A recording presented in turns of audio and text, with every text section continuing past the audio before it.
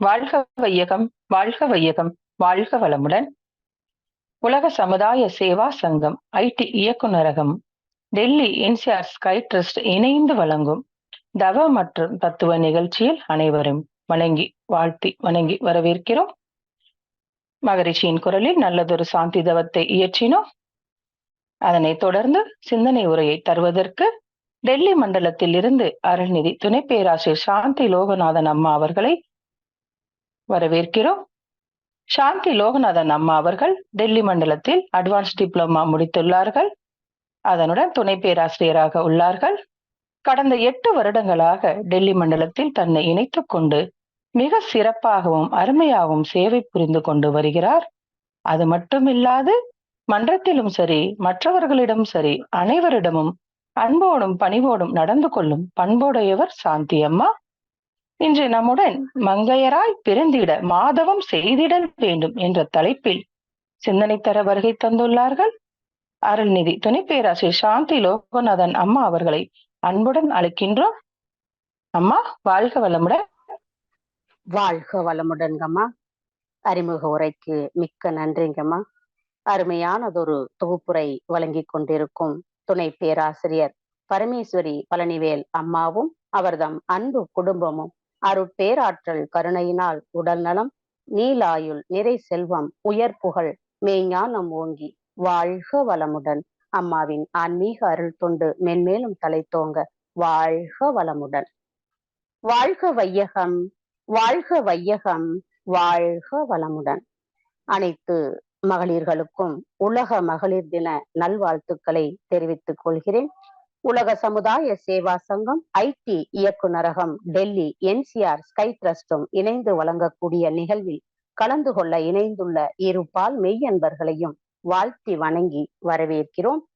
இன்றைக்கான தலைப்பு, மங்கையராய் பிறப்பதற்கே மாதவம் செய்திடல் வேண்டும். எப்படி? இன்று மார்ச் 8 உலக மகளிர் தினம். அனைவருக்குமே மகளிர் தின வாழ்த்துக்கள் சொல்லியாச்சு இல்லைங்களா?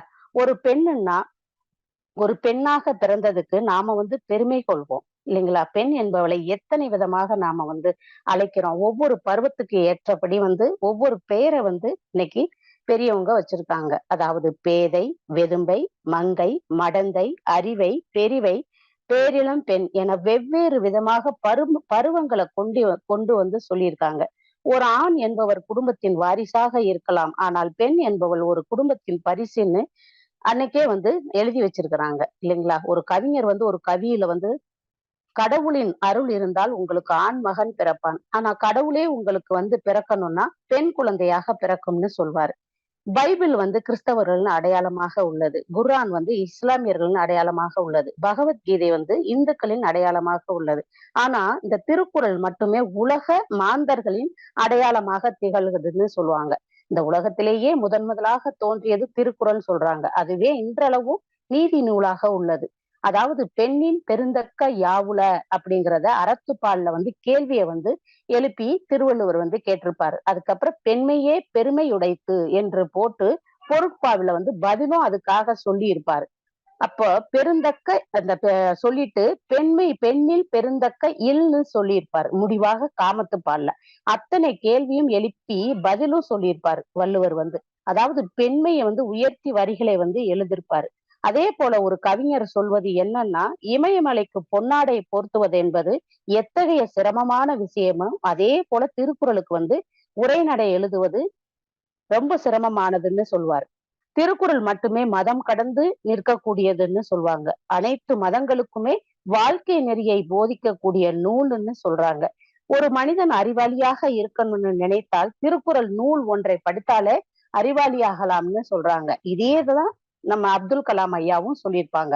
அதாவது தோண்ட தோண்ட கிடைக்கிற கிடைக்கிற சுரங்கம்னு நம்ம சுவாமிஜி கூட சொல்லியிருப்பாரு. இந்த திருக்குறளை நம்ம தோண்ட தோண்ட சுரங்கமா கிடைக்கும்னு சொல்லுவாங்க. சுரங்கத்துக்குள்ள என்ன இருக்கும்? தங்கம் தானே இருக்கும் இல்லைங்களா? தங்கம் ஏன் நம்மளுக்கு அது ஒரு உயர்வா இருக்குது? அந்த உயர்ந்த அறிவுல உயர்ந்து கிடைக்கும்னு சொல்றாங்க. பெண்ணை பற்றி பாரதி என்ன சொல்லுவார்னா, எப்போதுமே உயர்வாக தான் பாரதி அவரும் பேசுவார். ஓடி வருகையிலே உள்ளம் குளிருதடி, திகழ்தல் கண்டால் பாடி திகிர்தல் கண்டால் உன்னை போல் ஆவி தழுவுதடி, உச்சிதனை நுகர்ந்தால் கர்வம் ஓங்கி வளருதடி, மெச்சி உனை ஊரார் புகழ்ந்தால் என் மேனி சிலுக்குதடின்னு பாடியிருப்பார். நமது அருள் தந்தை பெண்களை எப்படி உயர்த்தி பேசுவார்னா, ஆண்கள் உயர்ந்தவர்களா பெண்கள் உயர்வானவர்களான்னு கேட்டா பெண்கள் சிறப்பானவர்கள்னு சொல்லுவாரு. எப்பயுமே பெண்கள் சிறப்பானவர்கள்னு சொல்லுவாங்க. ஏன்னா சிறப்பான ஒன்று நம்ம பெண்ணினத்திடமே இறைநிலை படைத்து அனுப்பி இருக்குன்னு சொல்லுவாங்க. அது என்னன்னா நம்மளோட கர்ப்பப்பை. உலகில் உள்ள அனைத்து உயிரினத்தையுமே பெற்றெடுக்கக்கூடியவள் பெண்ணினமேன்னு சொல்லுவாங்க. எல்லா உயிரினத்திலுமே பெண்ணு தான் அந்த கரு உண்டாகி குழந்தைய ஈன்றெடுக்கக்கூடியதா இருக்கும். அப்போ சிறப்பு மிக்க பெண்கள் தானே நாமெல்லாம். அனைத்து துறைகளிலுமே பெண்கள் தங்களது ஆதிக்கத்தையும் ஆளுமை திறனையும் வளர்த்து கொண்டேதான் வராங்க இல்லைங்களா? நிறைய நம்ம சாதனை படைச்ச பெண்களை எல்லாம் நம்ம பார்க்கத்தானே செய்யறோம். ஞானிகளோ மகான்களோ அவர்களும் ஒரு பெண்ணின் வயிற்றிலிருந்தே பிறந்திருக்கணும் இல்லைங்களா? அதனாலதான் நமது அருள் தந்தை பெண்ணினத்தை இறைவனுடைய சாயல்னு சொல்லுவாங்க. அதாவது தாய்மையிலும் தாம்பத்தியத்திலும் சகோதரியாகவும் மகளாகவும் மருமகளாகவும் மாமியாராகவும் அது பாட்டியாக பேத்தியாக எத்தனை வகையில் பெண்கள் வாழ்றாங்க. ஒரு சில குடும்பத்துல ஆதியும் அந்தமுமாக இருக்கக்கூடியவள் கூட பெண்கள் தான் சொல்லுவாங்க. குடும்பம் என்ற வண்டியில மிக முக்கியமானது என்னன்னா அச்சாணின்னு சொல்லுவாங்க. அந்த அச்சாணியாக இருக்கக்கூடியவள் பெண் என்று சுவாமிஜி அடிக்கடி சொல்லுவாங்க. ஏன் அச்சாணி இல்லைன்னா வண்டி எப்படி சக்கரங்கள் ரெண்டா ஓடாது இல்லைங்களா? இங்கிட்டு அங்கிட்டு விழுந்துரும். இந்திய பூமியானது பெண்மையை போற்றக்கூடிய புனித பூமின்னு சொல்லுவாங்க. ஏன்னா சங்க காலத்திலிருந்தே பெண்கள் அறம் சார்ந்து தவ வாழ்வாக வாழ்ந்திருக்காங்க. அதாவது கணவன் சொன்னதை அப்படியே கேட்டு வழி முழிஞ்சாங்கன்னு சொல்லுவாங்க.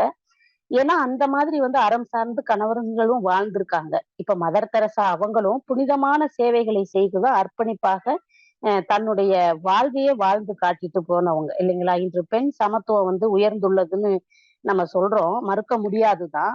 ஆண் பெண் இரு பாலருமே சரிசமமாக வேலை பார்க்கக்கூடிய காலத்துல கூட ஆணுக்கு ஒரு சம்பளமாகவும் பெண்ணுக்கு ஒரு சம்பளமாகவும் தான் கொடுக்கப்பட்டிருக்கு அந்த காலத்துல.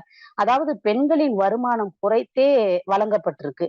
இதனை எதிர்த்து முதலாக 1910ஆம் ஆண்டு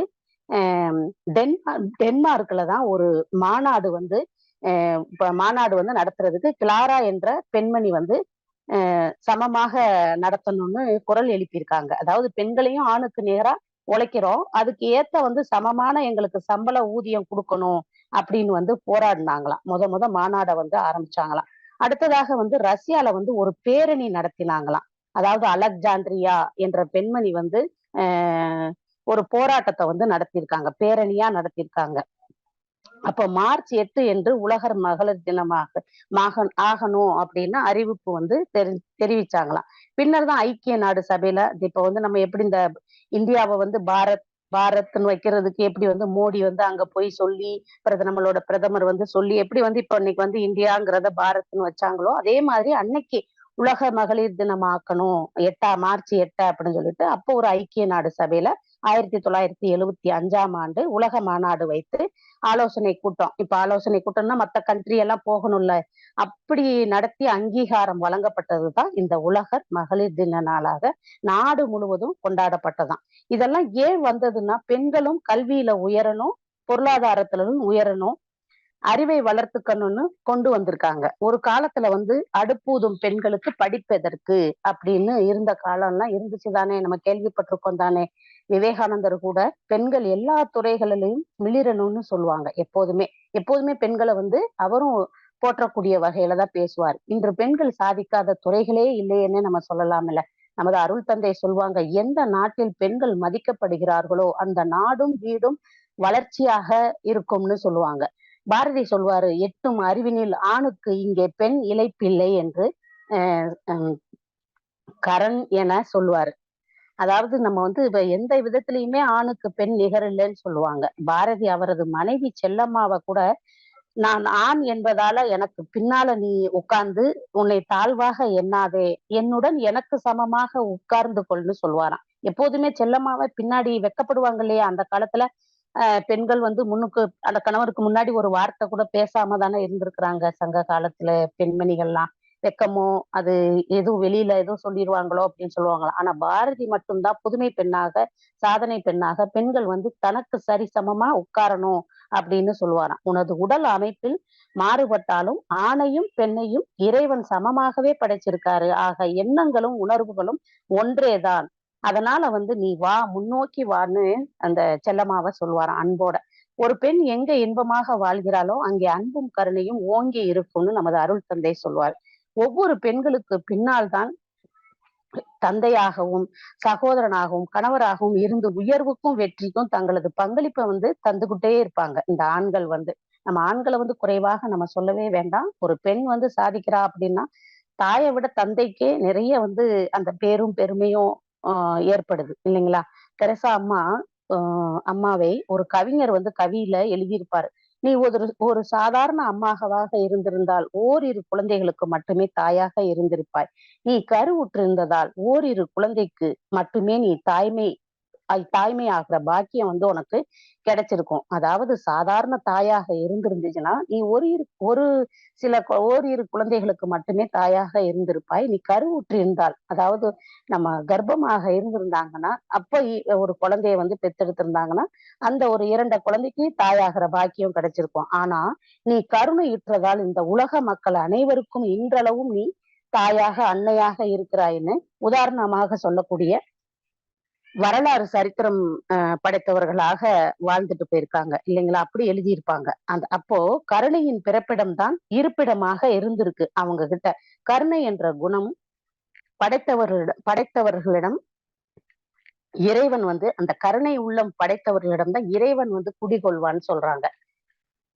இறைத்தன்மையே அன்பும் கருணையாக உள்ளதுன்னு நம்ம அருள் தந்தை சொல்லுவாங்க இல்லையா? இறைத்தன்மையில அன்பும் கருணை மட்டும்தான் இருக்குது. அது வந்து இவங்க வேண்டியவங்க, இவங்க வேண்டாதவங்கங்கிறது இறைநிலைக்கு கிடையாது. எல்லாருமே சரிசமமா பார்க்கக்கூடியதுதான் இந்த இறைத்தன்மைன்னு சொல்றாங்க.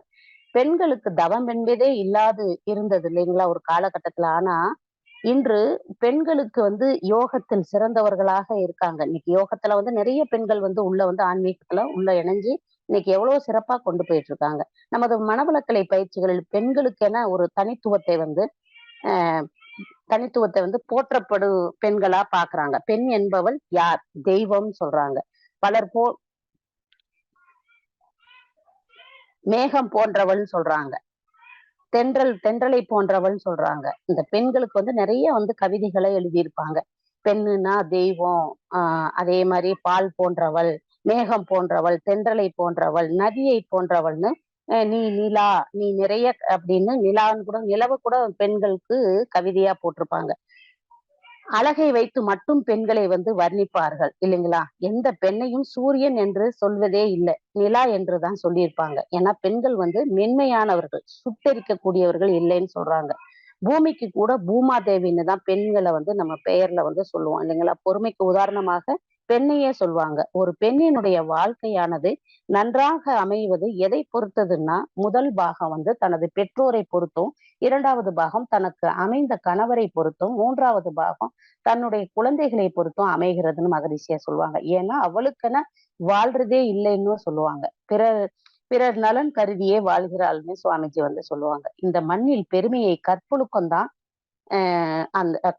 இந்த மண்ணோட பெருமையே கற்பொழுக்கம்னு சொல்றாங்க. அந்த கற்பொழுக்கம் வந்து ஆண் பெண் இருவருக்குமே வேணும்னு மகரிஷியா சொல்றாங்க. ஒவ்வொரு பெண்ணுக்கும் 2 வீடுகள் உண்டு இல்லைங்களா? ஒன்று பெற்றோர், மற்றொரு வீடு கணவர் வீடு, அதாவது புகுந்த வீடு. பெண்களுக்கும் மெய்ப்பொருள் விளக்கம் வந்து, அதாவது பிரம்மஞானம் வந்து கத்துக்கணும்னு நினைத்தவர் தான் நமது அருள் தந்தை அவர். அது வரைக்கும் வந்து பிரம்மஞானம் வந்து நம்மளுக்கு கிடையாது, தவமே கிடையாது அந்த காலகட்டத்துல. ஆனா பெண்களும் இந்த தவத்தை கத்துக்கிறணும், மெய்ப்பொருள் விளக்கத்தை தெரிஞ்சுக்கிறணும் அப்படின்னு நினைச்சவரு முதல் குரு வந்து நம்மளோட ஆசான் அவர்கள் தான். இவர் மட்டும் இந்த உலகில் வந்து அவதரிக்கலைன்னா பெண்களுக்கு பெண்ணின் பெருமைகளையும் உணர்த்தி இருக்கிறதுக்கு யாரும் இல்லை. இப்ப பாரதி விட்டுட்டு போனதை இவர் வந்து தொடர்ந்து நம்மளுக்கு மகரிஷி ஐயா வந்து தொடர்ந்து இருக்காரு. இப்ப பாரதி இருந்திருந்தா எனக்கு வேலையே இருந்திருக்காதுன்னு தான் சில கவிகள்ல வந்து மகரிஷி ஐயா சொல்லியிருப்பாங்க. அப்பேற்பட்ட உயர்வை வந்து பாரதி வந்து கொடுத்துட்டு போயிருக்காரு அப்படிம்பாங்க.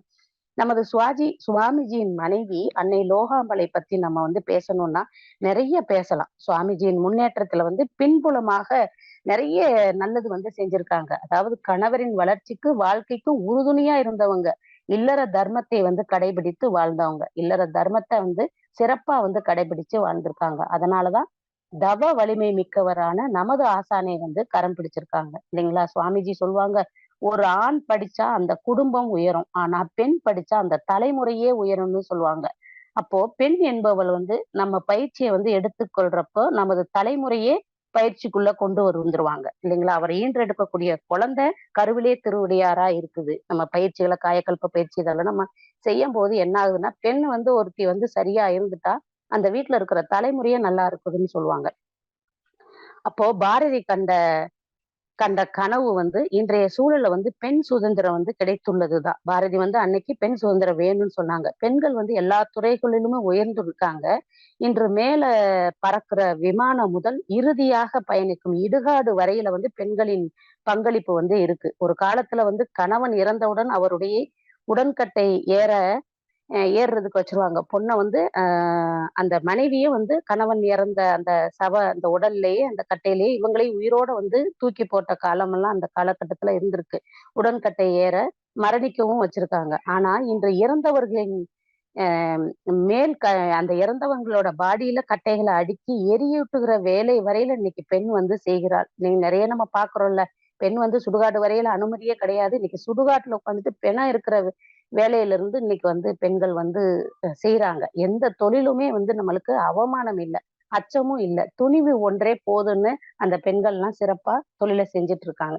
கணவன் இறந்தாலும் துணிவோடு உழைத்து வாழ்பவர்களும் உண்டு. இல்லைங்களா? பாரதி தனது மனைவி செல்லம்மாவை தோழமையோடு தான் நடத்தணும்னு விரும்பினார். எப்போதும் தனது மனைவி செல்லம்மாவின் தோள்ல வந்து கை போட்டு தான் ஒரு ஒரு நாள் வந்து அந்த அக்ரஹாரத்துக்குள்ள வந்து தனது மனைவி செல்லம்மாவின் தோள்ல வந்து கை போட்டு நடப்பதை நடந்து போயிட்டே இருந்திருக்கார். அந்த காலகட்டத்துல வந்து அ க பெ ஒரு மனைவி மேல கை போட்டு நடப்பதை பார்த்து அந்த காலகட்டத்தில் எதிர்த்த பெரியவர்களும் உண்டு.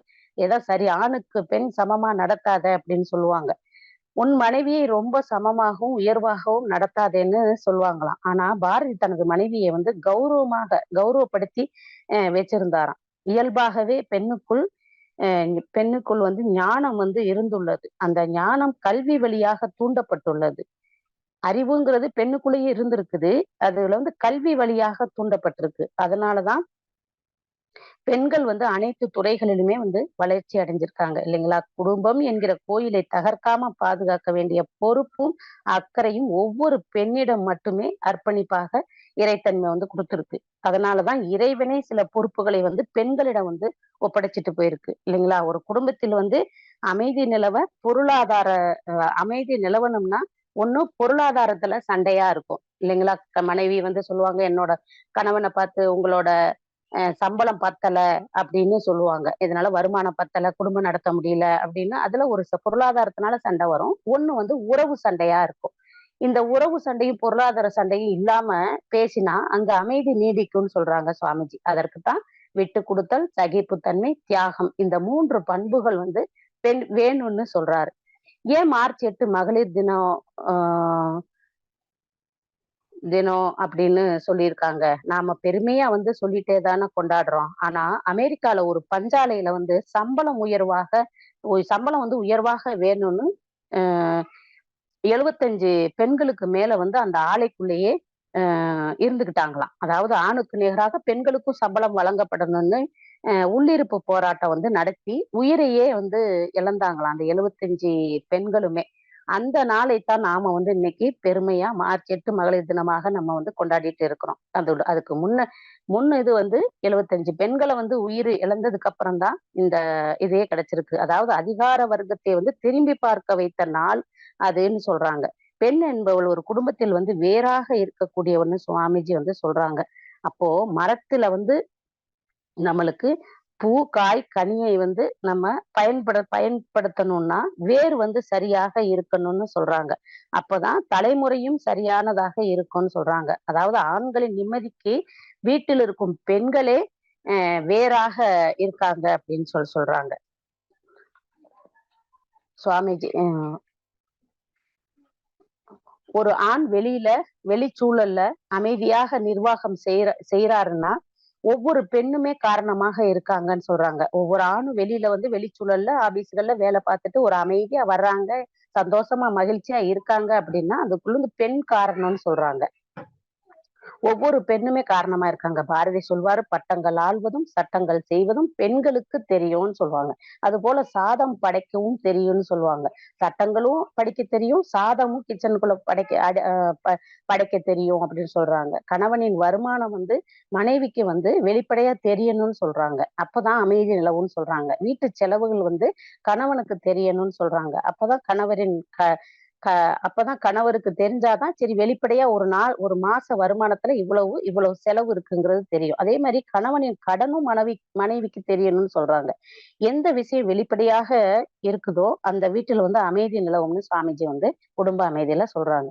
உலகத்துல சராசரி ஜனத்தொகையில பாதி பெண்கள், பாதி ஆண்கள்னு நம்ம எடுத்துக்கிட்டா, அந்த பாதி ஆண்களும் இந்த பெண்களால் பெற்றெடுக்கப்பட்டவர்களேன்னு அருள் தந்தை சொல்வாங்க.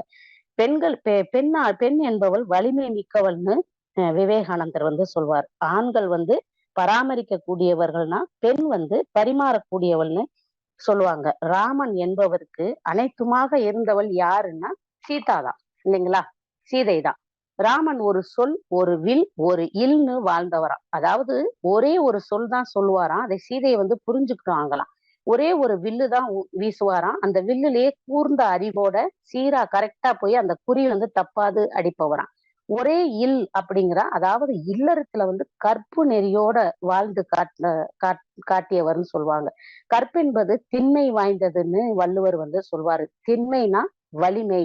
அதாவது வலியதுன்னு சொல்லுவாங்க. வலிமை வாய்ந்ததுன்னு சொல்லுவாங்க. கற்பை வந்து நம்ம மத்த எல்லாத்தையுமே தியாகம் செய்யலாம். கற்பை தவிர அனைத்தையுமே நம்ம பொருள், ஆவி எல்லாமே நம்ம குடுக்கலாம். ஆனா கற்பு மட்டும் கற்பு நெறியோட காத்து வாழணும்னு சொல்றாங்க. அதனாலதான் சிறப்பானவர்கள்னு ராமனுக்கு இல்லறத்தையும், அறத்தையும் காத்து தவ வாழ்வு வாழ்ந்த மனைவி சீதைய வந்து ரொம்ப பிடிக்குமாம். அதனாலதான் இன்னைக்கு தாய், தந்தை பெயருக்கு குடுக்குற அந்த மரியாதைய வந்து மனைவி சீதை பெயருக்கும் குடுத்தாராம். அந்த சீதை பெயரும் என்னோட பேருக்கு முன்னாடி வரணும் அப்படின்னு சொல்லி நெனச்சாராம். எப்பயுமே நம்ம வந்து என்ன செய்வோம்? இனிஷியல போட்டுக்குருவோம். அப்பாவோட இனிஷியல தான் போடுவோம். இல்லைங்களா? அம்மாவோட இனிஷியல போட மாட்டோம். எங்க எழுதினாலும் அப்பாவோட இனிஷியல நம்ம போடுறோம்ல. ஆனா இந்த ராமர் வந்து தான் மொத சீதாராமன் என்ற பெயரை வந்து சூட்டிக் கொண்டாராம். இப்போ வரைக்கும் நம்ம ஆண்களோட பெயர் கூட பாருங்களேன். பெண்கள் பெயரு போல இருக்கும். சீதாராமன், ஜானகிராமன், லட்சுமி நாராயணன் இன்னும் வந்து பல பெண் பெயரை வந்து குறிப்பதாக இருக்கும். இதுக்கு வந்து அடையாளம் குடுத்ததே ராமர்ன்னு சொல்லுவாங்க. உலகத்திலேயே புதிய மரபு காட்டிட்டு போனவர்கள் தான் சீதையும், ராமனும் சொல்லுவாங்க. இல்லறத்தை நல்லறமாக வைத்தவர்களே வள்ளுவன் மனைவி வாசுகியும், பாரதியின் மனைவி செல்லம்மாவும், ராமரின் மனைவி சீதையும், நமது அருள் தந்தையின் மனைவி லோகாம்பாள் அம்மாவும். இன்னும் நிறைய பெண்களை வந்து உதாரணத்துக்கு நம்ம எடுத்துக்கலாம். நிறைய பெண்கள் வந்து தவ வாழ்வு, அறவாழ்வோட தன் கணவருக்கு ஒத்தும் உதவியுமா இருந்திருக்காங்க. ஆண்கள் வந்து வலிமை படைத்தவர்கள்னு சொல்றோம். அந்த ஆணை பெற்ற பெண் வந்து எப்பேர்ப்பட்ட வலிமை மிக்கவளாக இருப்பா இல்லைங்களா? ஒரு ஆணையும் அந்த பெத்தெடுக்கக்கூடிய பொறுப்பு வந்து அந்த பெண் கிட்ட தான் இருக்கு. அந்த ஆணையே பெத்தெடுக்கக்கூடிய அந்த வலிமையை படைச்ச அந்த அவன்னா எவ்வளவு பெரிய வல்லமை படைத்தவளா இருப்பா அப்படின்னு சொல்றாங்க. அதான் பெண்ணை வந்து தெய்வம்னு வள்ளுவர் மட்டுமே சொல்லியிருப்பார். அதாவது சான்றோன் என்றால் இறைவனுக்கு சமமானவங்கன்னு சொல்றாங்க. ஈன்ற பொழுதில் பெரிதுவுக்கும் தன் மகனை சான்றோன் என கேட்ட தாய்ன்னு வள்ளுவர் வந்து சொல்லியிருப்பாங்க. இறைத்தன்மை அன்பும் கருணையுமாக இருக்கு. அந்த இறைநிலைக்கு சான்றாக வாழக்கூடியவர்கள் தான் இந்த சான்றோர்கள்னு சொல்றாங்க. சான்றோர்கள் இறைநிலைக்கு அந்த இறைநிலை தருகிற வினைகளை வந்து கழிக்க அஞ்ச மாட்டாங்களாம். இந்த சான்றோர்களா இருக்கிறவங்க இறைநிலை குடுக்கறத வந்து தன்னோட கர்ம வினை தீருது அப்படின்னு சொல்லிதான் இருப்பாங்களாம். தனக்கு வரும் வழிகளை வந்து ஏற்றுக்கொண்டு வாழ்வாங்களாம். நம்ம இன்னைக்கு என்ன செய்றோம்? நொந்து போயிடுறோம். சின்ன ஒரு கஷ்டம் வந்தா எனக்கு மட்டும் ஏன் கடவுளே எனக்கு கஷ்டத்தை குடுக்குற, துன்பத்தை குடுக்குற அப்படின்னு நம்ம வந்து புலம்பி தள்ளிருவோம் இல்லைங்களா? அப்ப சான்றோர்களா இருக்கக்கூடியவங்க இறைநிலை குடுக்கறத வந்து ஏத்துக்கிடுவாங்களாம். அப்படி வாழ்ந்தவங்களே ரமணரும், ராமகிருஷ்ணரும். ராமகிருஷ்ணரும் நீங்க பார்த்திருப்பீங்க. அவ்வளோ பெரிய உடல் உபாதைகளோ கடைசி இறுதி நாட்கள்ல அந்த உபாதைகள அவர்களுக்கு பெரிய பெரிய நோய் வந்துதான் அவங்கெல்லாம் இறந்தாங்க. அவங்கெல்லாம் இறைநிலைய வந்து ஒரு நல்ல கண்ணோட்டமா பார்த்திருக்காங்க. என்னோட பிறவி துன்பம் கழியுது. பிறவி நோக்கம் நான் அறிஞ்சுட்டேன். இந்த முக்திக்கான பாதையில நான் போயிட்டு இருக்கேன் அப்படின்னு சொல்லுவாங்க. ஆயிரக்கணக்கான கண்டுபிடிப்புகளை வந்து கண்டுபிடித்த தாமஸ் ஆல்வா எடிசனின் வெற்றிக்கு பின்னால வந்து அவரது தாயார் வந்து இருந்திருக்காங்க.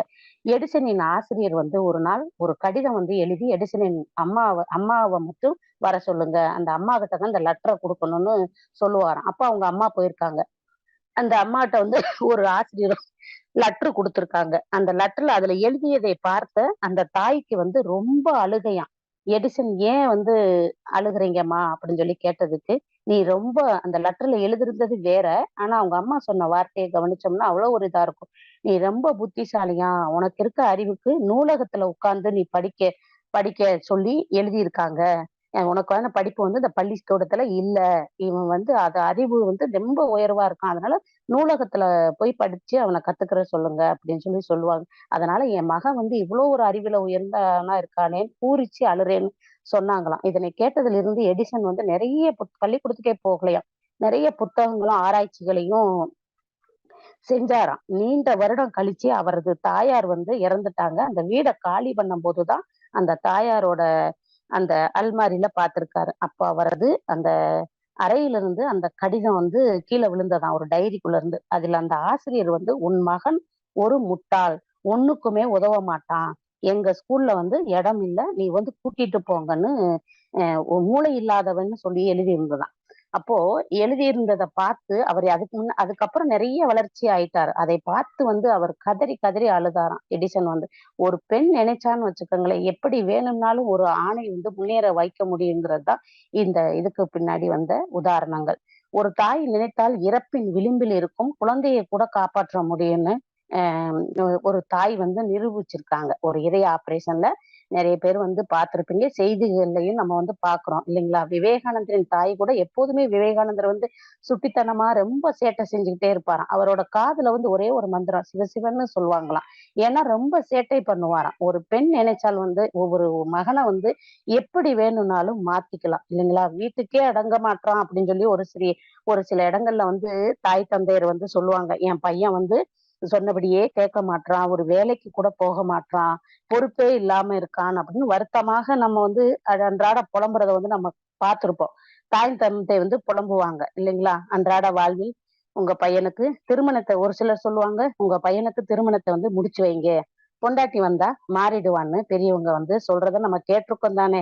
அப்ப அவனுக்கென ஒரு வாழ்க்கை துணையானது வந்த பிறகு தன்னை வந்து மாற்றிக்கொள்ள கூட த தயங்க மாட்றாங்க அந்த ஆண்கள். இல்லைங்களா? ஒரு பெண் அந்த வாழ்க்கைக்குள்ள ஒரு ஆணின் வாழ்க்கைக்குள்ள வரும்போது, அது முன்னேறிடுவான், திருந்திடுவான் அப்படின்றத நம்புறாங்க. அப்போ வாழ்க்கையில ஒரு மாற்றம் வேணும்னா கூட அங்கே பெண் துணை தேவைப்படுது. ஒரு ஆணை பார்த்து கிராம வழக்குல சொல்லுவாங்க, "இந்த மாதிரி மனைவி கிடைக்க நீ வந்து ரொம்ப புண்ணியம் செஞ்சிருக்கணும், தவம் செஞ்சிருக்கணும், நீ குடுத்து வச்சவன்னு" சொல்லுவாங்க. இன்னும் எத்தனையோ வகையில வந்து சொல்வதை வந்து நம்ம கேட்டிருப்போம் இல்லைங்களா? பெண்ணுக்கு பெருமை என்பது இயல்பாகவே உண்டுன்னு சுவாமிஜி வந்து சொல்வாங்க. பெண் என்பவள் வந்து வரவுக்கு ஏற்ப செலவு செய்தால் இன்பம். வரவுக்கு மேல் செலவுகள் செய்து செய்தால் துன்பம். நீங்க துன்பப்படுவாங்களாம். அதுதான் வாழ்க்கை சிக்கலாக மாறுது அப்படின்னு சொல்றாங்க. எப்போதுமே வந்து ஆடம்பரம் என்பது ஆடும் பம்பரம் போன்றது. எப்போது வேண்டுமானாலும் அது வந்து சாய்ந்து விடும்னு சொல்லுவாங்க. எப்போதுமே பம்பரமானது வந்து சுத்திக் கொண்டே இருப்பதில்லை தானே! ரூ. 10 உனது வருமானம்னா, அதற்கு உண்டான வாழ்க்கைய வந்து நீ வாழ பழகு. நிம்மதி என்பது உன்னை கட்டி அணைத்துக் கொள்ளும்னு கலாம் ஐயா வந்து சொல்வாங்க. சிக்கனம் என்பது ஆண், பெண் இருவருக்குமே இருக்க வேண்டும். கரையை சேர நல்ல படகு மட்டும் தேவைப்படுறது இல்லங்க. நல்ல துடுப்பும் தான் தேவைப்படுது இல்லைங்களா? நம்ம நம்ம வாழ்வில வந்து துடுப்பா வரக்கூடியவர்கள் தான் இந்த பெண்கள்னு பாரதியார் சொல்றாரு. ஒரு குடும்பம் வந்து சரியாக கரை சேர பெண்ணின் பங்களிப்பு அளப்பரியதுன்னு சொல்றாங்க. ஏணிக்கும் சாய்ந்து கொள்ள ஒரு சுவர் வேண்டும்னு சொல்லுவாங்க. அதாவது ஏணிக்கு கூட செவரு இருந்துச்சுன்னா சாஞ்சுகிட்டு சப்போர்ட் இருந்தா தான் ஏணி கவுராம இருக்கும் இல்லைங்களா? அதுக்காக கூட ஒரு சுவர் வேண்டும். தோணிக்கும் பாய்ந்து செல்ல கடல் வேண்டும். அதே போல ஒவ்வொரு ஆண்களுக்குமே நல்ல ஒரு வாழ்க்கை துணைவி தேவைன்னு சுவாமிஜி சொல்றாங்க. சுவாமிஜி என்ன சொல்வாங்கன்னா, கருமைய பதிவின்படிதான் வாழ்க்கை துணை அமையும்னு சொல்லுவாங்க. அப்போ எப்பேர்ப்பட்ட கருமைய தூய்மை பெற்றவராக இருந்திருக்கணும் நமது அருள் தந்தையின் மனைவி லோகாம்பாள் அம்மா. எல்லா உயிர்களிடத்திலும் அன்பும் கருணையுமாக இருப்பாங்களாம். ஒரு பெரிய ஞானிக்கு மனைவியாக இருக்க எத்தனை ஜென்மங்கள் வந்து அவங்க அன்னை வந்து அவங்களோட பதிவுகளை வினை தூய்மைய வந்து அவங்க தூய்மை செஞ்சிருக்கணும் இல்லைங்களா? அறவாழ்வு வாழ்ந்திருக்கணும். அப்பதான் அவங்க இந்த மகானுக்கு வந்து மனைவியா இருப்பாங்க. அன்னையின் வீட்டிற்கு வருகிற அனைவருக்குமே உணவு, தேநீர் கொடுத்துதான் சாப்பிட வைத்த பின் தான் அனுப்புவாங்களாம். நம்மளோட மகரிஷியோட அவங்களோட மனைவி. அவங்க அவங்க நினைச்சிருந்தாங்கன்னா, செல்வ செழிப்பாக வாழ்ந்தவங்க. அவங்க அம்மா, அப்பா வீட்ல. ரொம்ப செல்வ வாழ்ந்தவங்க. தினம் ஒரு புடவைய வந்து கட்டிக்கொண்டு வாழலாம். ஆனா, விரல் விட்டு எண்ணக்கூடிய புடவைகள் மட்டுமே தான் அன்னை கிட்ட வந்து இருக்குங்களாம். நமது ஆசான் அவர்கள் எங்க வந்து வெளிநாடு பயணமோ, இல்ல இந்தியா முழுவதும் எங்கெங்க போய் அருள் தொண்டு செய்ய போவாங்களாம். மனைவிக்காக புடவை வாங்கி வந்து தருவாங்களாம். அதை எல்லாமே என்ன செய்வாங்க, தானமாக வருகிறவங்களுக்கெல்லாம் எடுத்து குடுத்துருவாங்களாம். அப்பேற்பட்ட துறவு வாழ்வு வந்து ஆசைகளற்றும், பற்றுகள் இல்லாமலும் வாழ்ந்தவங்க தான். தனக்கு குழந்தை பாக்கியம் இல்லாததை பொருட்படுத்தாமல் மனவளக்கலை அன்பர்கள், அதாவது நம்ம தான் பேராசிரியர்கள் அனைவரையுமே தன் குழந்தைகளாக அரவணைப்புடனும் அன்பு செலுத்துவாங்களாம். எத்தகைய தவ வலிமையுள்ள தூய ஆத்மாவாக அவங்க வாழ்ந்திருப்பாங்க. சுவாமிஜி உலக நல தொண்டன்னு இன்னைக்கு எழுதுவாங்க. எந்த ஒரு புக்ல எழுதினாலும் தன்னை வந்து உலக நல தொண்டன் தான் சொல்லியிருப்பாங்க. எப்போதும் அந்த உலக நல தொண்டு செய்வதற்கு அன்னை வந்து முகம் சுளிக்காமலும், சலிப்பில்லாமலும் வழி அனுப்பி வைத்தவர்கள் தான் நம்ம அன்னை லோகாம்பாள் அம்மா. ஒரு மனிதன் சாதனை புரியணும்னா, பின்புலமாக இருக்கக்கூடிய குடும்ப உறுப்பினர்கள் வந்து பொறுமையுடனும், ஆதரவாகவும் இருக்கணும் தானே! அப்பதானே மன அமைதியோடு எடுக்கிற செயல வந்து நேர்த்தியாக செய்ய முடியும். அதே போல நமது அருள் தந்தையின் தாயாரும் ஊருக்கு தொண்டுகள் செய்பவராக தான் இருந்திருக்காங்க. நம்மளோட ஆசானோட அம்மா வந்து. அதாவது எங்க யாரு பிரசவத்துக்காக இவங்கள கூப்பிட்டாலுமே நைட்டு பகல்ல எந்த நேரம்னாலும் சரி தூக்கம் இல்லாம போயிருவாங்களாம். நமது அருள் தந்தை அவங்க தாயாரை எப்போதுமே வந்து அக்கறையோட வந்து கவனிச்சுட்டே இருப்பாராம். அப்படிதான் ஒரு முறை வந்து அவரது தாயாரை வந்து நல்லா சாப்பிட்டு உடம்ப பார்த்துக்க சொன்னாராம். பார்த்துக்கங்கம்மா, ஏன் இப்படி இப்ப துரும்பா இளைச்சு போயிருக்கீங்க? ஏன்னா ரொம்ப ரொம்ப வந்து மெலிந்த உடல் அமைப்போடு தான் ஒல்லியாத்தான் அவங்க தாயார் வந்து இருப்பாங்களாம். ஒரு முறை நமது ஆசான் தன் தாயின் மீது பரிவு ஏற்பட்டு, சாப்பிடுங்கம்மா, உடம்பு ரொம்ப குச்சியா இருக்கீங்க அப்படின்னு வருந்தினாராம். அதற்கு அவங்களோட அம்மா சொன்னாங்களாம், ஏன்பா, நான் வந்து இறந்து போயிட்டேன்னா யமன் வந்து நீ ஒல்லியா இருக்க, அதனால வந்து நான் உன்னை ஏத்துக்கிற மாட்டேன்ட்டு விட்டுட்டு போயிருவாரா அப்படின்னு. எனது உடலை வந்து எடை பார்த்து தான் என்னை தூக்கிட்டு வேணான்னு சொல்லி விட்டுட்டு போயிருவாரா அப்படின்னு சொல்லுவாங்களாம். இந்த ஒல்லியா இருக்கிற எடைய பார்த்துட்டு நீ ரொம்ப லீனா இருக்க,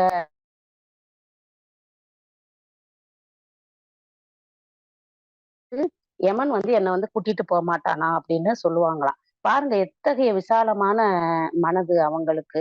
ஞானிகளை பெற்றெடுத்த பெற்றோரின் கருமையமும் எப்பேற்பட்டது, ஞானிகளின் மனைவிகளின் கருமையமும் எத்தகைய தவ வலிமை கொண்டது. ஞானிகளுக்கு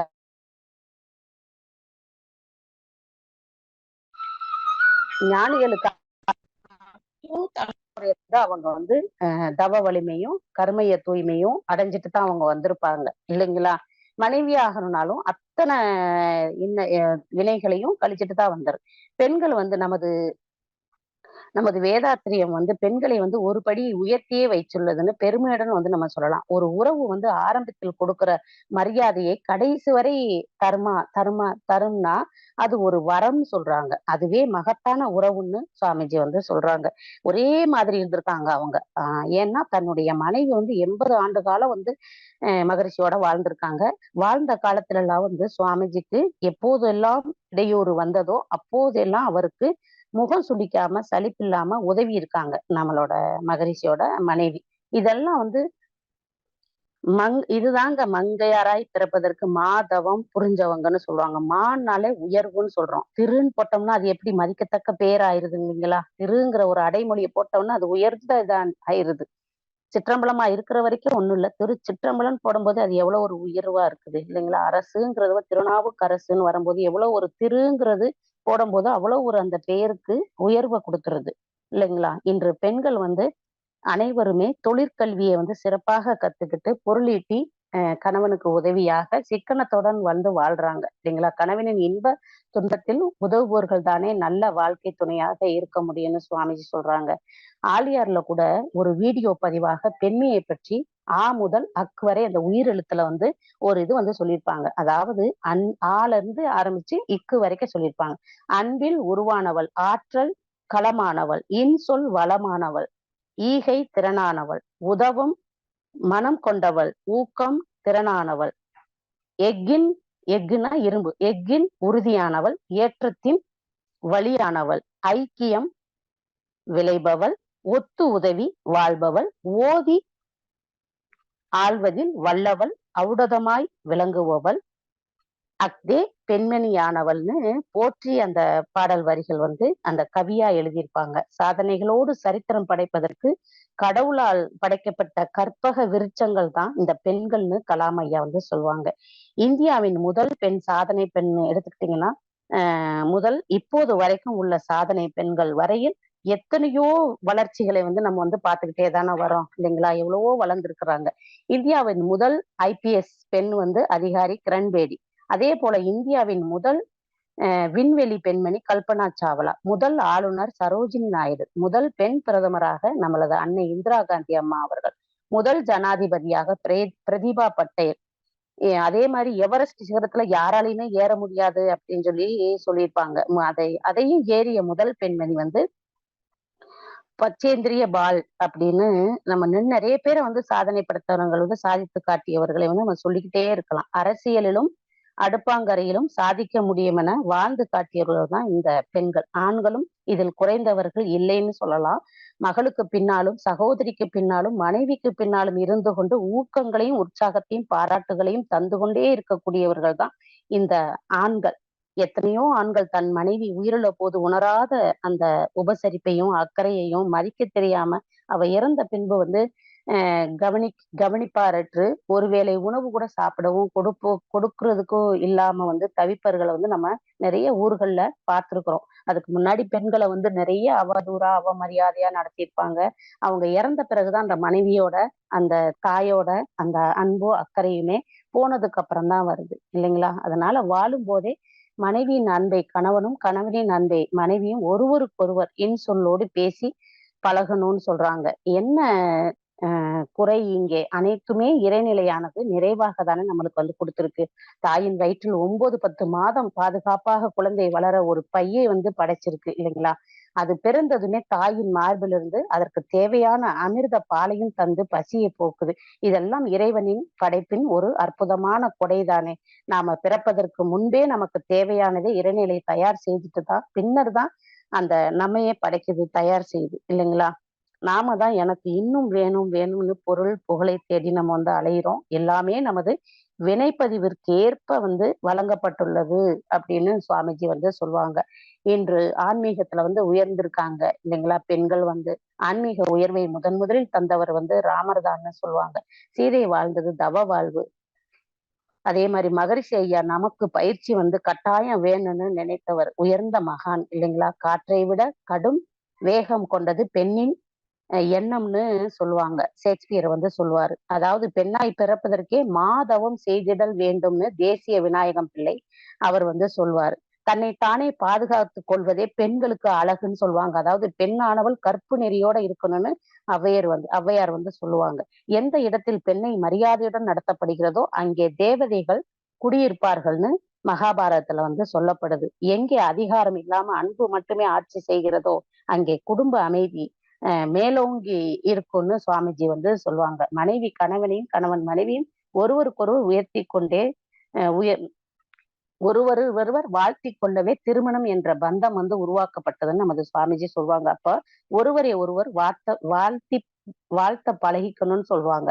ஒவ்வொரு குழந்தைகளையும் கண்டிப்போடு வளர்க்கணும்னு சொல்லுவாங்க. வீடு கண்டிக்கலைன்னா வீதி கண்டிக்கும்னு சொல்லுவாங்க. அப்ப வீட்லயே நம்ம வந்து கண்டிப்போட வளர்த்துட்டோம்னா வீதி கண்டிக்க தேவை இருக்காது தானே. அதனால நல்ல குழந்தைகளை நாம உருவாக்கி நல்ல ஆஹ் கணவன் அதாவது ஆணை நல்லாவும் வளர்க்கணும், பெண்ணையுமே நல்லபடியா நம்ம வளர்க்கணும். இந்த ஒரு ஆண் தான் பெண்ணோட அமைதிக்கு பின்னால இருக்காரு. அதே மாதிரி ஒரு பெண் தான் ஒரு ஆணுக்கு பின்னாடி வந்து ஒரு அமைதியை கொடுத்து வாழ்றாங்க இல்லைங்களா? எது நல்லது என்பதை நமது பிள்ளைங்களுக்கு வந்து நம்ம வந்து சொல்லி தருவதை மறக்க கூடாதுன்னு சொல்றாங்க. இன்று பெண்களின் தினம்னு பெருமையாக நம்ம சொல்றோம். ஆனாலும் எங்கோ ஒரு இடத்தில் பெண் சமூகம் வந்து கணவனை இழந்து சமூகத்துல வந்து ஒதுக்கப்பட்டவர்களாக தான் இருக்கிறாங்க இல்லைங்களா? அப்படித்தான் வாழ்றத வந்து நம்ம பார்க்கிறோம். அதே மாதிரி பாலியல் துன்புறுத்தலால் பாதிக்கப்படும் இளம் தளிர்களையும் நம்ம அன்றாட செய்திகள்ல பாக்குறோம். அப்போ எங்கே குறைபாடுகள்னு நம்ம பார்த்தோம்னா, நல்லது கெட்டது சொல்லி வளர்க்கப்படாததே காரணம். இதுக்கு பெற்றோர் தான் காரணம்னு உளவியல் ஆராய்ச்சி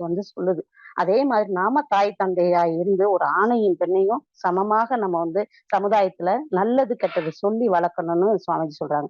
பெண்ணுக்கு பெண்ணே பொறாமை கொள்வதும் குறை பேசுவதும் தவிர்க்கப்படணும்னு சுவாமிஜி சொல்லுவாங்க. இதிகாச பெண்களும் இலக்கிய பெண்களும் வாழ்ந்த இந்திய பூமி தான் நமது பூமின்னு சொல்றாங்க. அப்போ அதனால ஒருவருக்கொருவர் நட்பு பாராட்டி பழகும்போது உறவு தொடர்கிறது.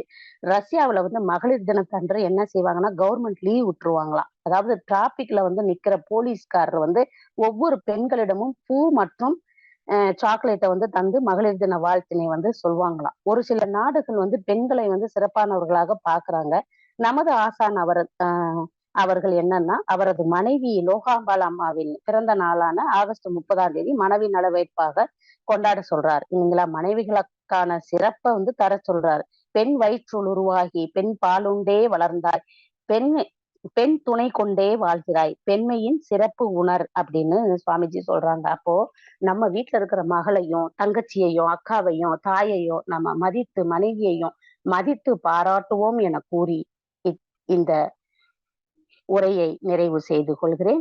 இதுவரை செவிமடுத்த இருபால் மெய்யன்பவர்களுக்கும் மிக்க நன்றி. உலக சமுதாய சேவா சங்கம், ஐடி இயக்குநரகமும், என்சிஆர் ஸ்கை ட்ரஸ்டும் வாய்ப்பு தந்தமைக்கு மிக்க நன்றி. வாழ்க வளமுடன். வாழ்க வளமுடன்ங்கம்மா. மிக அருமையான சிந்தனைங்கம்மா. ஆரம்பத்துல எப்படி பெண்கள் தினத்தை வச்சு அழகா ஆரம்பிச்சீங்க.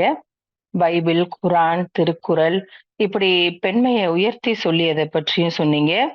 அறிவாளியாக இருக்க திருக்குறளை படித்தாலே போதும், அந்த சுரங்கத்துல அனைத்தும் கிடைக்கும் என்றும், பாரதியாரின் கவிகள், மகரிஷி ஐயா அவர்கள் பெண்களை பற்றி பெண்களே சிறப்பானவர்கள் என்றும், இறைவனது சாயலே பெண்ணினம் என்றும், குடும்பத்துல பெண்கள் தான் அச்சாணி என்றும், சங்க காலத்துல இருந்த பெண்களை பற்றி எப்படி பெண்களுக்காக டென்மார்க்ல ரஷ்யாவிலையும் போராட்டம் நடத்தினாங்க, அந்த போராட்டத்துக்கு எப்படி தீர்வு கிடைச்சது, அந்த நடத்தியதுனால அந்த தகவல்கள் ஐக்கிய நாடு சபையில மார்ச் 8 உலக மக்கள் தினமாக கொண்டாடப்பட்டதும் என்றும், அங்க எப்படி அதுக்காக அது எப்படி தீர்ப்பு கொடுத்தாங்கன்னும் அதையும் அருமையா சொன்னீங்க.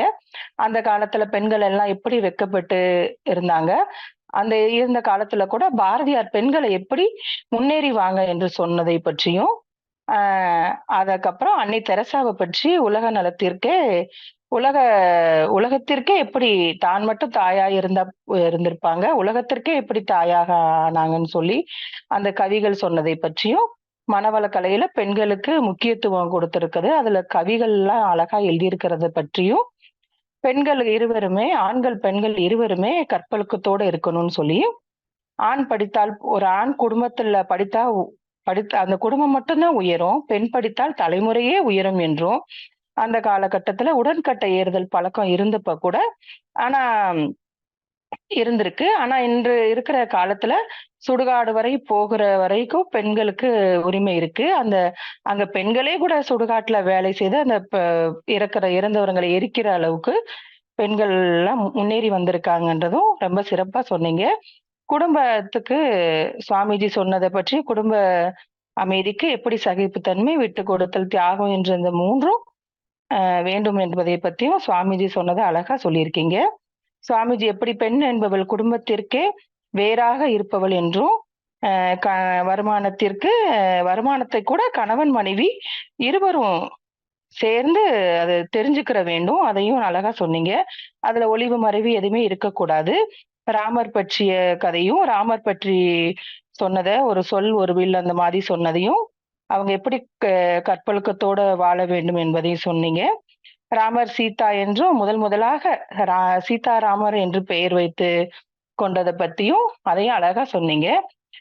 ஒரு ஆண் தான் வலிமை மிக்கவன் என்றும், அந்த ஆணையும் பெற்றெடுப்பவள் ஒரு பெண் தானே என்றும் சொன்னீங்க. ரமண மகரிஷியும் ராமகிருஷ்ண பரமஹம்சரும் தன்னோட இறுதி காலகட்டத்துல தன் உடல்நிலை குறைவால இருந்தப்ப கூட அவங்க எல்லாம் எப்படி அந்த இறைநிலையோட இதுதான் அந்த இதை ஏத்துக்கிட்டாங்க, அதையும் அழகா சொன்னீங்க.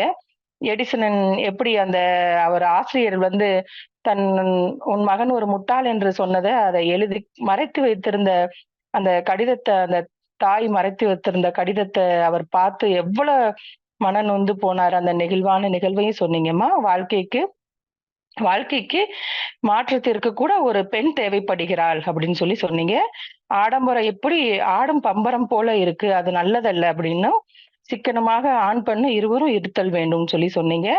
சுவாமிஜி சொல்றாங்க, எப்படி வாழ்க்கை துணை கூட கருமைய பதிவால தான் அமைகிறது, அதனாலதான் அன்னை லோகாம்பாள் அம்மாவே வாழ்க்கை துணையாக கிடைத்திருக்காங்க என்றும், சுவாமிஜி உலக நல தொண்டனுக்காக இருந்தப்ப கூட அன்னை எப்படி அவங்களுக்கு உறுதுணையாக இருந்தாங்க என்றும், சுவாமிஜி தாய் தந்தை அந்த தாய் எப்படி மெலிந்து இருப்பதை பார்த்து மனம் நொந்த கேட்டு சுவாமிஜிக்கு தாய் அளித்த பதிலை பத்தி மிக சிறப்பாக சொன்னீங்கம்மா.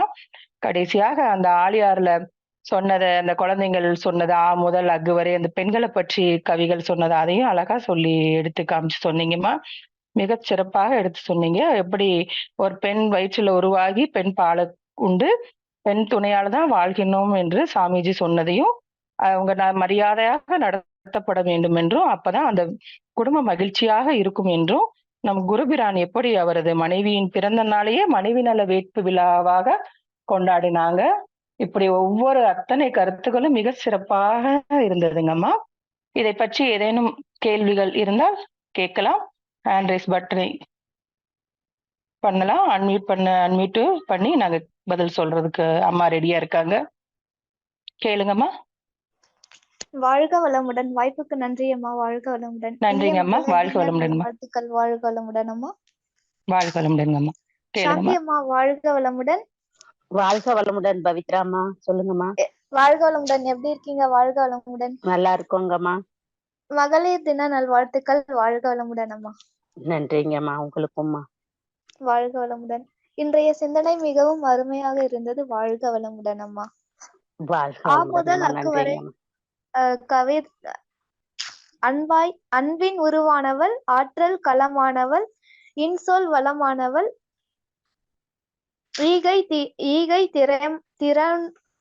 திறமானவள், உதவும் மனம் கொண்டவள், ஊக்கம் திரளாதவன், எஃகன் உறுதியானவள், வழியானவள், ஐக்கியம் விளைப்பவள், ஒத்து உதவி வாழ்பவள், ஓதி அறிவதில் வல்லவள், அவுடதமாய் விளங்குபவள், அஃதே பெண்மணி ஆளவன். வாழ்க வளமுடன். வாழ்க வளமுடன்ங்கம்மா. நன்றிங்கம்மா. அது பேராற்றல் கருணையினால் உடல் நலம், நீலாயுள், நிறை செல்வம், உயர்ப்புகள், மெய்ஞானம் ஓங்கி சாந்தி லோகநாதன் அம்மா அவர்கள் வாழ்க வளமுடன். உங்களுடைய தொண்டு மேல் மேலும் சிறக்க வாழ்க வளமுடன். எல்லா துறைகளிலும் வெற்றி பெற்று வாழ்க வளமுடன். வாழ்க வளமுடன் அம்மா. நன்றிங்கம்மா. வாழ்த்துக்களுக்கு. வாழ்க வளமுடன். வாழ்க வளமுடன்ங்கம்மா. அடுத்து கஸ்தூரி ஸ்ரீதர், அவங்களை அன்மியூட் பண்றோம். கேள்விகளை கேளுங்கம்மா. அம்மா வாழ்க வளமுடன். பெண்கள் தின நல்வாழ்த்துக்கள் அம்மா. அனைத்து பெண்களுக்கும் எங்களுடைய வாழ்த்துக்கள். நன்றிங்கம்மா. உங்களுக்கும் வாழ்த்துக்கள்ங்கம்மா. சந்தேகம் எதுவும் இல்லைங்களாமா? சிறப்பா கேட்கலாங்கம்மா. கேள்விகள் என்று எதுவும் இல்ல அம்மா. அம்மாவுடைய வாழ்க்கையில நடந்த ஏதாவது சிறப்பான நிகழ்வுகள் இருந்தா அவங்க பகிர்ந்துக்கினா நல்லா இருக்கும். எங்களோட வாழ்க்கையிலயாங்கம்மா? ஆமாங்கம்மா. ஒரு நம்ம இப்ப பெண்களா நம்ம போறோம் இல்லைங்கம்மா அங்க மன்றங்களுக்கு. அது மன்றங்கள்ல ஒரு நல்ல ஒரு நட்பு வட்டாரம் நல்லா கிடைக்குதுங்கம்மா. அங்க நல்ல ஒரு வைப்ரேஷன் இருக்குது. இப்ப நம்ம மனவளக்கலை சார்ந்தவங்கள்ட்ட நம்ம பழகும் போது அது நம்மளோட அந்த குணாதிசயங்கள் மாற்றத்தை வர்றது சொந்த பந்தங்களுக்கு இடையில நிறைய பேர் உணர்றாங்கம்மா. தெரியுது அவங்களுக்கு, நிறைய பேருக்கு நல்லா இருக்கு. இப்ப நிறைய ஒன்னிட்ட மாற்றத்தை நாங்க பாக்குறோம் அப்படின்னு சொல்றாங்கம்மா. நிறைய பேர் சொல்றத நம்ம கேக்குறோம். அதுவே எங்களுக்கு சந்தோஷமா இருக்குதுங்கம்மா. நிச்சயமாங்கம்மா. அதே மாதிரி நிறைய பெண்கள் இப்ப ஆணுக்கு நிகரா உழைத்து அவங்களும் குடும்பத்துக்கு பொருள் ஈட்டி கொடுக்குறாங்க அப்படிங்கிற விஷயத்த சொன்னது ரொம்ப சிறப்பா இருந்தது. அது நிறைய பெண்கள் கிட்ட அந்த மாற்றம் இருக்குங்க. அதே சமயம் அதிகமா சம்பாதிக்கிறோம் அப்படிங்கிற அந்த ஆணவம் உள்ள பெண்களும் அவங்க இந்த 3 மகரிஷி சொல்ற 3 விட்டு குணங்களையும் கொடுத்தல், நல்ல சகிப்புத்தன்மை, குணங்கள் தியாகம் அது வரணும். ஆமாங்கம்மா. அது சொல்லுவாங்கல்ல, தலைக்கணத்தை தலையில ஏத்திக்கிறாத, காலுக்கு கீழே வச்சுக்கோ, அறிவுதான் நிர்வாகம் பண்ணணும் அப்படின்னு. அதிகாரம் நிர்வாகம் பண்ணக்கூடாது. எந்த குடும்பத்துல அறிவு நிர்வாகம் பண்ணுதோ அங்க அமைதி இருக்கும்னு மகரிஷியா சொல்றாரு. அதிகாரங்கிறது அது நிர்வாகம் பண்ணுச்சுன்னா அந்த குடும்பம் சிதைஞ்சிரும். நம்ம சூரியகாந்தி படத்துல பார்த்திருக்கோம் தானே, ஜெயலலிதாவும் முத்துராமனும் வச்சிருப்பாங்கல்ல, அந்த அம்மா அதிகாரமா இருக்காது. இருந்தாலுமே அந்த ஒரு ஆணுக்கு நம்ம விட சம்பளம் கூட வாங்குறா, நம்ம கீழே இருக்கோமோ அப்படிங்கிற அந்த தாழ்வு மனப்பான்மையை ஆண்களுக்கும் பெண்களுக்கும் வரக்கூடாதுன்னு சொல்றாரு மகரிஷி ஐயா. நிச்சயமாங்கம்மா. அது தவம் ஒன்றுதான் அதை சரிப்படுத்துங்க. அதால மனவள கலைக்கு கண்டிப்பா தவம் சரிப்படுத்துறதை விட தவத்தோட தற்சோதனையும் இருக்கணுங்கம்மா. மகரிஷியா தவமும் கொடுத்திருக்காரு, அதுக்கு பின்னாடி தற்சோதனையும் இருக்குது. நம்ம எண்ணங்களையும் சரி பண்ணணும், ஆசைகளை முறைப்படுத்தணும், சினத்தை தவிர்க்கணும், கவலையை ஒழிக்கணும். நம்ம தற்சோதனை பெரிய பங்கை கொடுக்குங்கம்மா. மிக்க மகிழ்ச்சி அம்மா. வாழ்க வளமுடன்ங்கம்மா. நன்றிகள். வாழ்க வளமுடன் அம்மா. நன்றிங்கம்மா. வாழ்க வளமுடன்ங்கம்மா. அடுத்து வசந்த்குமார் ஐயா, அவங்களை அன்மியூட் பண்றேன், பேசுங்க ஐயா. ஹலோ கேக்குதா? வாய்ஸ் கிளியரா வாழ்க கேக்குதா? வளமுடன்ங்க ஐயா. அனைவருக்கும் கேக்குதுங்க ஐயா. நல்வாழ்த்துக்கள்மா. முதல்ல ரொம்ப மிக அருமையான வாழ்த்துக்கள் ஐயா. ஸ்பீச் கொடுத்தீங்க. ரொம்ப உதாரணமா ரொம்ப இன்ஃபர்மேஷன் உங்கள்ட்ட இருந்து வந்தது. நன்றிங்க எப்படி ஒரு ஐயா. ஆணுக்கு ஒரு பெண்ணு எப்படி துணையோ அதே மாதிரி ஒரு பெண்ணுக்கு ஆணு துணையா இருக்குன்னு ரொம்ப விளக்கமா சொன்னீங்க. வாழ்க வாழ்க. ரொம்ப வாழ்க வளமுடன்மா. ரொம்ப சந்தோஷம். வாழ்க வளமுடன்ங்க ஐயா. வாழ்த்துக்கள்ங்க ஐயா. உங்களுக்கு நாளைய சிந்தனைக்கு வாழ்த்துக்கள். வாழ்க வளமுடன்ங்க ஐயா. வாழ்க வளமுடன்ங்க ஐயா. நன்றிங்க ஐயா. வாழ்க வளமுடன்ங்க ஐயா. அடுத்ததா லக்ஷ்மண் காந்திமதி அம்மா, உங்களை அன்மியூட் பண்றேன், நீங்க கொஸ்டின் கேளுங்கம்மா. வாழ்க வளமுடன்மா. வாழ்க வாழ்க வளமுடன்ங்க ஐயா. அம்மா உங்க உரை பாதியிலிருந்து தான் கேட்டேன், மிகவும் ரொம்ப சிறப்பா இருந்தது.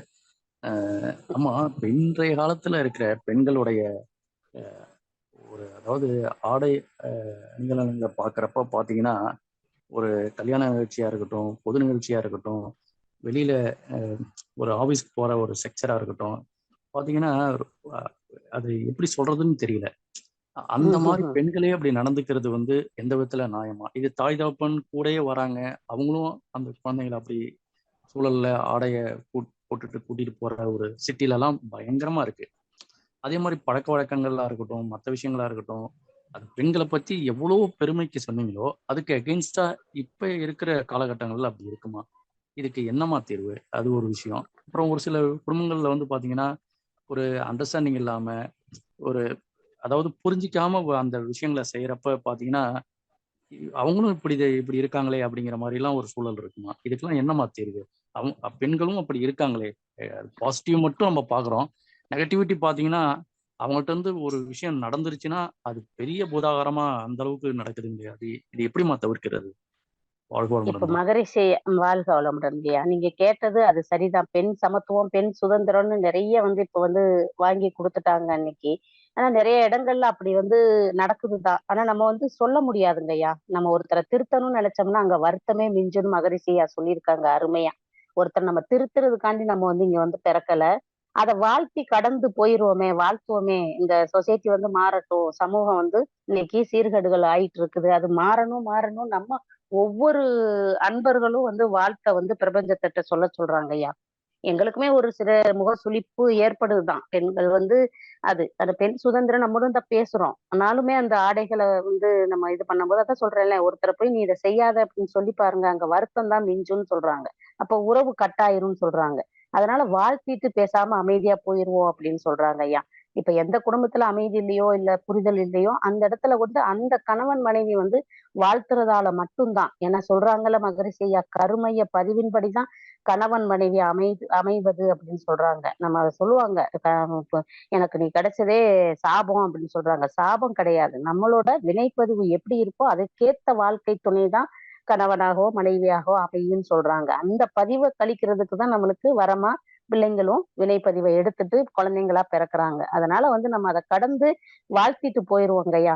யாரையும் நம்ம திருத்துறதுக்கு வரலன்னு மகரிஷியா சொல்றது மாதிரி நம்மளுமே சமுதாயம் மாறட்டும். அதுல இருக்கிற ஆண் பெண் இது மாறி நல்லபடியா உடைகளை போடட்டும், ஆடைகளை போடட்டும். நம்ம வாழ்த்துவோங்க. கூடிய சீக்கிரம் வருங்க ஐயா நல்லபடியா, மிந்தி இருந்த மாதிரியே. சாரிங்கம்மா, சொல்றது சரியான விஷயம்தாம்மா. வாழ்த்தணுங்கிற அந்த சூழ்நிலையா இருக்கட்டும், அந்த சூழ்நிலை சுற்றுப்புற சூழலா இருக்கட்டும், ஆண்களா, பெண்களா, இந்த சூழ்நிலை அட்மாஸ்பியரே மாறி போயிடுதாம்மா. அப்ப வாழ்த்தி வாழ்த்தி நம்ம கண்டிப்பா. போறோம்னா, அவங்க திருந்துறதுக்கு நம்ம இல்ல, அவங்க திருந்துறதுக்கு நம்ம இல்லன்னா, அப்ப எப்பதான் அத என்ன சொல்றதுன்னு தெரியல. ஐயா, அது சமுதாயத்தை சார்ந்தே நம்ம வாழ்றோம். அந்த சமுதாய கடமை நம்மகிட்டயும் இருக்குதுங்கய்யா. நாமளும் செய்யணுங்கய்யா. அந்த கடமைன்னு சொல்றாங்க. ஒவ்வொன்னையும் நம்ம சமுதாயத்துல இருந்து தான் எடுக்கிறோம். நாமளே இன்னைக்கு எல்லாமே தயாரிச்சு நாமளே பயன்பாட்டுக்கு வச்சுக்கிறது இல்லைங்கய்யா. அப்ப நான் சமுதாயத்தை நாம ஒரு நிறைவான கண்ணோட்டத்தோட பார்த்து அதை நம்ம ம், வாழ்த்துறதோட கடமை நம்மகிட்டயும் இருக்குதுங்கய்யா. ம், மாறுங்கய்யா. இப்ப ஒரு ஒரு ஒரு ஒரு ஊர்ல இப்ப நம்ம லெகின்ஸ் போடுறதே தவிர்த்துட்டாங்க. சில ம், கோயில்கள்ல அந்த அறநிலைத்துறையில இந்த உடை தான் போட்டுட்டு உள்ள வரணும்னு சொல்லியிருக்காங்க. அது ம், மாதிரி ம், தலைமையில இருந்து அந்த மாதிரி உடை தான் போடணுங்கிற இது ம், அரசு தாங்கய்யா முடிவெடுக்கணும். ம், நாம ம், அதுக்காக ஒரு சங்கல்பத்தை போட்டுக்கிட்டே இருப்போம். அந்த மாதிரி ம், ஒரு அரசு வரணும். நல்ல ஒரு ம், ஆன்மீகத்தை சார்ந்தவங்க பதவியில ம். உட்காரணும்னு நம்ம வேண்டுவோங்கய்யா. இதை தவிர்த்து வேற ஒண்ணுமே நம்ம செய்ய முடியாதுங்கய்யா. நன்றிங்கம்மா. வாழ்க வளமுடன்மா. அம்மா வாழ்க நன்றிங்கம்மா. வளமுடன்ங்க. வாழ்க வளமுடன். நன்றிங்கய்யா. நன்றிங்கய்யா. மகளிர் தின வாழ்க வளமுடன். வாழ்த்துக்கள்மா. வாழ்க வளமுடன். நன்றிங்கய்யா. வாழ்க வளமுடன்ங்கய்யா. வாழ்க வளமுடன்ங்கய்யா. நன்றிங்கய்யா. அடுத்ததாக ஆஹ் இந்திரா இந்திரானாலியா அவங்கள இந்திரன். அன்மியூட் பண்றோம். இந்திரனா? இந்திரன். அன்மியூட் பண்றாங்க ஐயா. வாழ்க வளமுடன் அம்மா. வாழ்க வளமுடன்ங்கம்மா. மகளிர் தின வாழ்த்துக்கள்மா. இந்திராணி ராமச்சந்திரன்மா நான் பேசுறேன். ஓகேங்கம்மா. நீங்க டைப்ல அப்படி ரொம்ப போட்டுருந்துச்சுங்கம்மா. சிறப்பான ஆலியாருன்னு. ஒரு ரொம்ப ரொம்ப ரொம்ப நன்றிம்மா உங்களோட தலைப்பு எடுத்ததுக்கு.